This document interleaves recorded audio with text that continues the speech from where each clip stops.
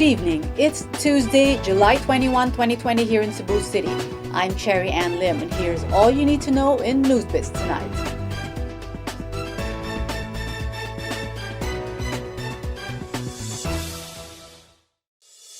Areas in 21 barangays in Cebu City with the highest number of active COVID-19 cases will be placed under granular lockdown. Here's Chari Coronel for the details. To fight the spread of coronavirus disease, Cebu Overseer of COVID-19 Response Roy Simato, Mayor Edgardo Labella, the Department of the Interior and local government officials, and other government agencies decided to implement granular lockdowns in some areas in Cebu City. These areas are from the 21 barangays with high number of COVID-19 active cases. Affected barangays are Lahug, Guadalupe, Capital Site, Talamban, Camputao, Mabolo, Poblacion Pardo, Tisa, Sambag Uno, Apas, Labangon, Basak Pardo, Cogun Ramos, Punta Princesa, Sambag Dos, Quiyot, Zapatera, Badilad, Hipodromo, Basak San Nicolas, and Cogun Pardo. Simato clarified that only identified sitios will be placed under lockdown and not the entire barangay. He added that they will now focus on these areas to curb coronavirus infections in the city. Essential workers living in the affected areas are still allowed to go out. Labella assured the affected residents that the city government will distribute relief goods. Chari Coronel, Newsbits Tonight. Motorcycle back riding is now allowed in Cebu City, but only for couples living in the same household. A barrier should also be installed between the driver and the passenger. Here's Kenneth Torres for the details. Pillion riding is now allowed in Cebu City, but only for couples living in the same household. The Interagency Task Force on Emerging Infectious Diseases approved the motorcycle back riding in areas under modified enhanced community quarantine. The Department of the Interior and Local Government Cebu City has already informed the Cebu City Transportation Office on the back riding policy. However, motorcycles should have a barrier installed between the driver and passenger. Earlier, the DILG said that motorcycle owners can make their own barriers as long as it meets the standard of the prototypes approved by the IATF, which are the prototype proposed by Bohol Governor Arthur Yap and ride-hailing app Angkas. Aside from the barrier, both the driver and passenger should wear face mask, gloves, and prescribed helmet. Both the driver and passenger should present their valid IDs or any document to prove that they are married or living in the same household. Interior Secretary Eduardo Anyo permitted the back riding since July 10 for couples in areas under general community quarantine and modified GCQ. Kenneth Torres, Newsbits Tonight. 2 persons were killed and 1 was wounded when police arrested Kappa Community Ministry International founder Joel Apolinario. Apolinario was arrested in Surigao del Sur earlier today over investment fraud charges. Here's Chari Coronel for the details.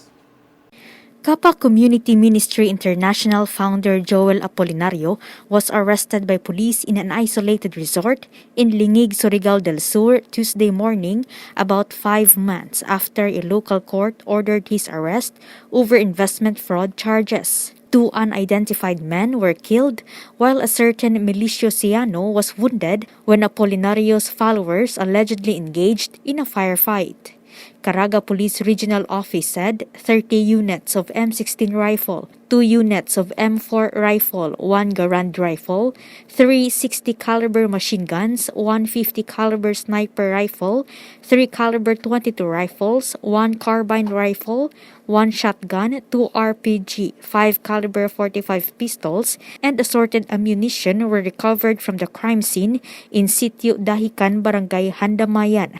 However, Kappa spokesperson Bong Kagapi said in a Facebook post that Apolinario surrendered to the police. Warrants of arrest were issued on February 11, 2020 by the Regional Trial Court of Cebu City against Apolinario and other officers of CAPA over investment fraud charges.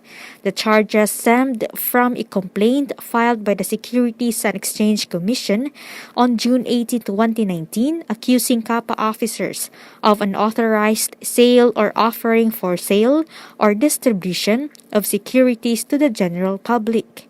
In September 2019, the Department of Justice affirmed the findings of SEC and filed charges against CAPA.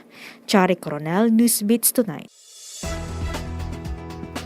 The Land Transportation Office in Central Visayas has set up a hotline to help motorcycle owners get their certificate of registration from their dealers. The hotline will be operational starting tomorrow. Here's Kenneth Torres for the details. Due to numerous complaints of motorcycle owners not receiving their certificates of registration from their dealers, the Land Transportation Office Central Visayas has set up a hotline to assist the owners in getting their OR or CR. LTO Central Visayas said their personnel will answer and validate the motorcycle registration information. Motorcycle owners shall send the following information: their complete name, name of the dealer or company selling the motorcycle unit, branch where the unit was brought, sales invoice number, date of sale, and the date when the unit was released. The agency says once the details were confirmed, they will send a message to the owner set of instructions and other requirements to effect the printing of their OR or CR. Meanwhile, LTO's Malasakit text lines are still open for concerns regarding driver's license, vehicle registration, apprehensions, and license plates. Some of the agency's offices are still closed due to community quarantine. Kenneth Torres, Newsbits Tonight.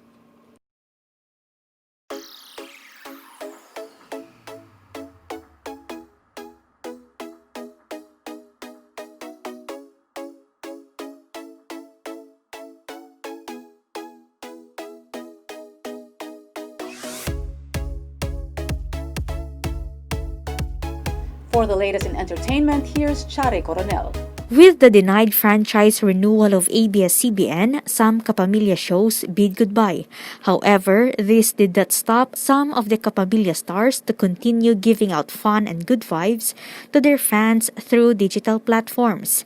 Host comedian Vice Ganda will be launching his digital network, www.viceganda.com.ph, on Friday, July 24. The digital network features Vice News, Vice Beauty Tips, and subscribers will also get a chance to win some Vice giveaways through joining the Vice Games. But the most awaited launch is its online show, Gabing Gabi na Vice. Vice Ganda says with the website, he is now free to offer entertainment with fewer restrictions unlike in television. The comedian says he wanted to help his fellow comedians and colleagues who lost their jobs following the closure of their home network. Chari Coronel, Newsbits Tonight. Get the latest, visit www.sunstar.com.ph. Subscribe to our YouTube channel and follow us on our social media accounts on Twitter and Facebook. I'm Sherry Ann Lim. Good evening.